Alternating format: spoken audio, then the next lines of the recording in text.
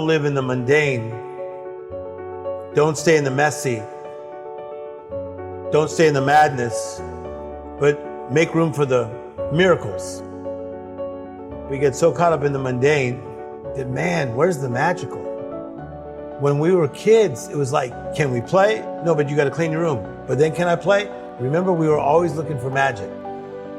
When I went to Disneyland as a 7-year-old and I saw Tomorrowland, Frontierland, and I saw all these different lands, and I saw Mickey Mouse up close, Donald Duck up close, the fireworks show at 9:30 at night. My life changed.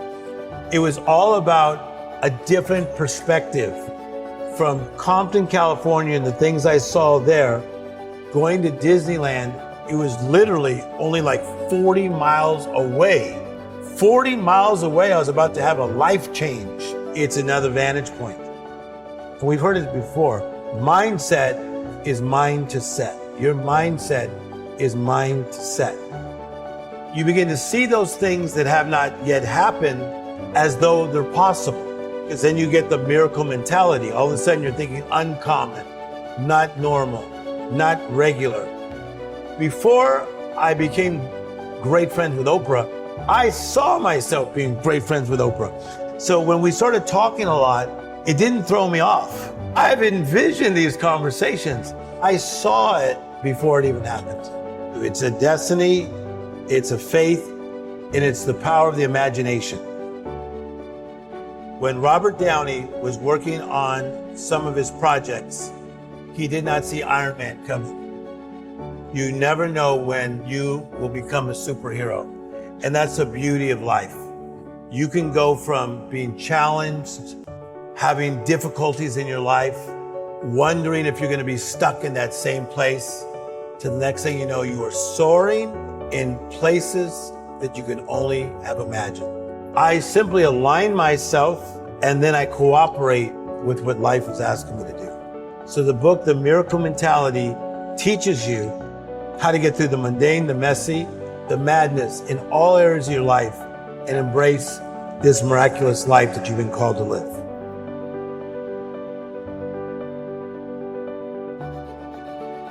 I don't see anybody as different. I just see them as human beings that need to turn a setback to a comeback. Part of problem solving is you have to listen first, and a lot of people don't listen. They're just looking to try to fix somebody or give an answer. So when somebody has a setback, what happens to them, most times they go very singular. They go really inward. So if they go through a divorce, they go very inward, or they lost their job, they go inward. Anxiety or depression, pandemic, they go very inward. But when you have a setback, the first thing you got to do is you got to become awake. You got to become conscious, and you got to say, oh my gosh, we're in the middle of a pandemic and we may need to be locked down for a month. A month turned into another month and then to over a year, right? So number one, become awake. Secondly, you have to take inventory. Where am I financially? Where am I with my job? Where am I with my mental health? How's this world doing? But here's a powerful thing. You have to partner with the right people. I feel that a lot of people, when they have a setback, they don't have the right people to partner with. So that's what I always wanted to become, and that's what I became. I wanted to be the person that somebody could link hands with and say, come on, Tim Storey. You may not know everything, but you know how to get people from a setback to a comeback. When you partner with the right people, that means you're going to probably have to eliminate some people that are not the right people. And this is what I see with a lot of people that are in a setback. They need to cut some people back. And I say this about the power partnership.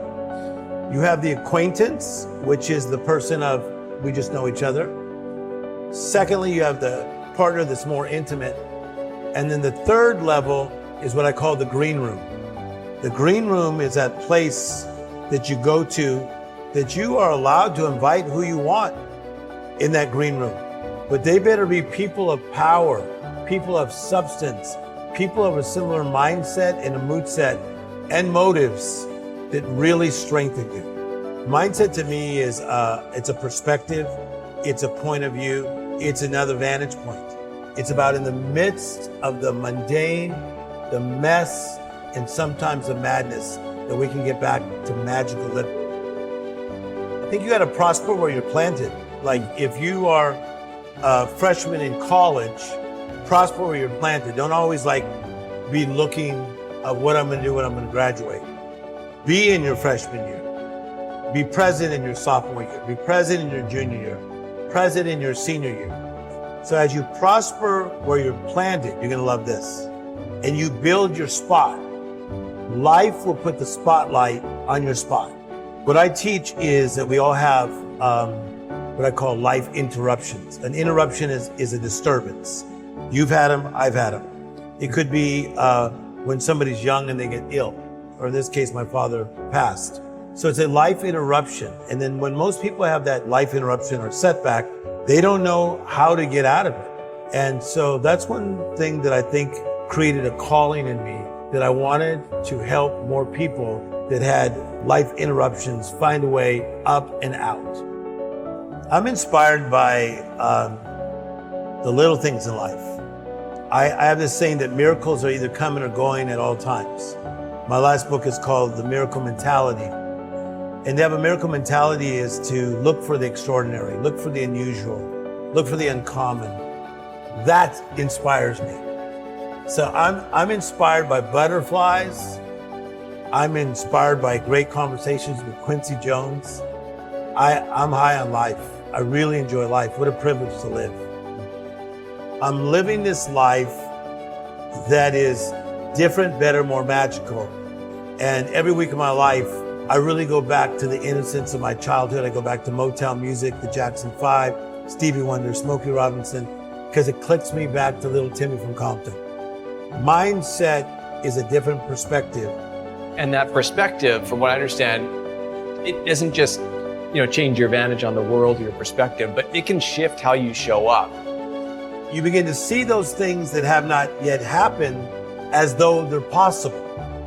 A lot of people, they just think about manifesting something, but in the law of the harvest, I teach you got to plow the ground, you got to plant the right seed, then you got to water the seed, which is repetition, and then you'll reap the harvest. And I feel that some people, they get really frustrated in the plowing, the planting, and the watering, but they don't realize that payday's on its way.